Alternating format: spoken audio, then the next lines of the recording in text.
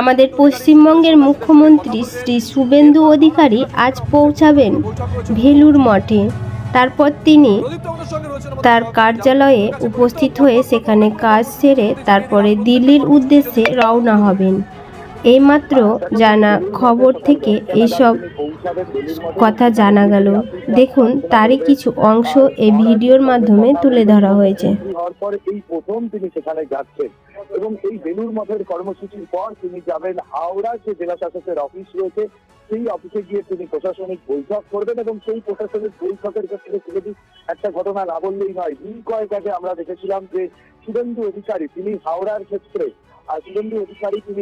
ক্ষেত্রে আমরা দেখেছিলাম যে নবান্নে উঠে গিয়েছিলেন, নবান্নের ছাদে উঠে গিয়ে গোটা হাওড়া পৌঁছাবেন। কলকাতা বিমানবন্দর থেকে অন্ডাল বিমানবন্দরে তিনি যাবেন এবং সেখান থেকে বাই রোড গাড়িতে করে তিনি দুর্গাপুরের যে সিকেনি হল রয়েছে সেই হলে পৌঁছাবেন এবং সেখানে গিয়ে রাজ্যের 5 জেলা, পশ্চিমাঞ্চলের 5 জেলা, রাঢ়বঙ্গের যে 5 জেলা রয়েছে সেখানে উন্নয়নের কি হাল হকিকত, উন্নয়নের কি পরিস্থিতি সেটা খতিয়ে দেখবেন এবং সেখান থেকেই অন্ডাল বিমানবন্দর থেকে সরাসরি দিল্লির উদ্দেশ্যে রওনা দেবেন এবং সেখানে গিয়ে কেন্দ্রীয় অর্থমন্ত্রীর সঙ্গে তার যেমন সাক্ষাতের সম্ভাবনা রয়েছে, একই রকম ভাবে প্রধানমন্ত্রী নরেন্দ্র মোদীর সঙ্গেও তার দেখা করার কথা রয়েছে।